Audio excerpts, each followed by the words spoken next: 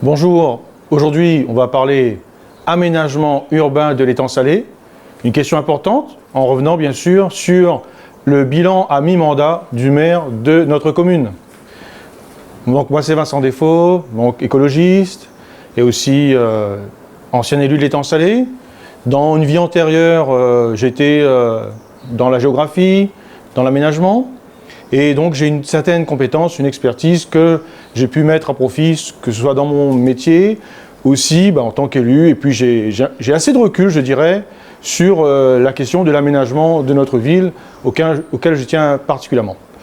Et ce qui m'a surpris, voire même choqué, dans la vidéo du maire de l'étang salé, sur son bilan à mi-mandat, c'est qu'il parlait donc d'étang salé-les-Bains en disant qu'il fallait préserver l'esprit village, ne pas monter d'étage, enfin pas beaucoup, pour justement garder ces caractéristiques d'esprit de village.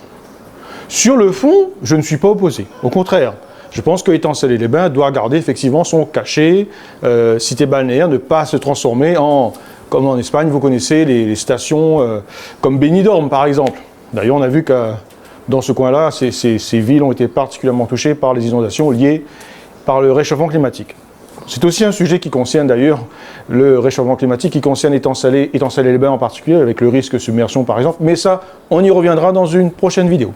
Mais pour revenir donc sur l'aménagement, sur les hauteurs des bâtiments, donc le maire a fait un focus, il a fait un choix, j'allais dire une discrimination, en faisant le choix donc à l'étang salé de ne pas monter en hauteur pour les bâtiments, mais par contre, a priori, donc il laisse dans les autres quartiers de la ville que les tours montent, que les immeubles s'érigent et que le béton, comme il a fait d'ailleurs dans la forêt avec son fameux McDo et aussi d'autres bâtiments, donc le béton pousse, j'allais dire, sur les autres quartiers de la commune.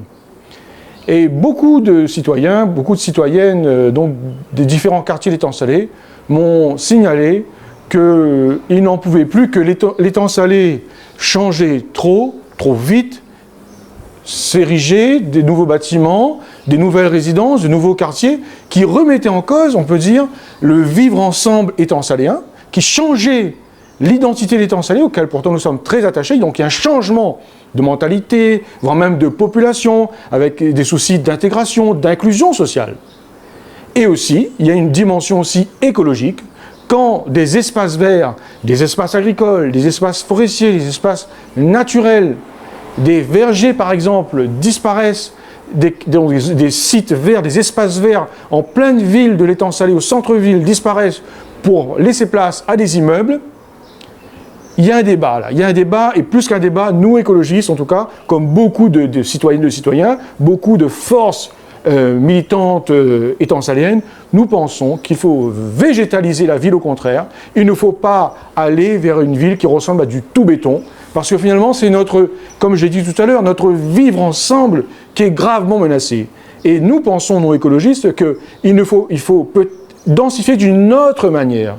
Bien sûr, il faut protéger la forêt, ne pas faire trop haut les bâtiments et faire finalement une ville, je dirais, à la campagne, en respectant notre identité, notre patrimoine architectural, en faisant en sorte que les gens, la population, les familles puissent, j'allais dire, s'entraider, c'est avoir cet esprit créole qu'on a de sociabilisation, de solidarité entre nous, et pas finalement, un beau jour, se sentir dans une ville qu'on ne connaît plus, qu'on ne maîtrise plus. Nous avons des exemples malheureusement de par le monde, et même à La Réunion, où cette juxtaposition de grands ensembles nuit au vivre ensemble.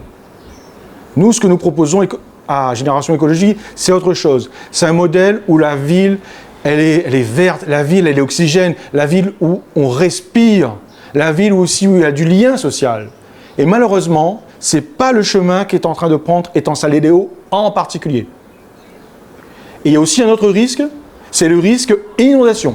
Vous savez que bétonner, ça empêche l'eau d'aller directement dans la nappe, et là on arrive à, finalement, toute l'eau, au même moment, va débouler de la montagne et inonder la ville. C'est le risque. Je ne veux pas être l'oiseau de mauvais augure, mais vous savez très bien qu'étang salé-les-Hauts est une zone inondable. Et si nous continuons comme ça à monter immeuble par-dessus immeuble, nous allons tout droit vers la catastrophe. Une catastrophe écologique, une catastrophe sociale, une catastrophe humaine.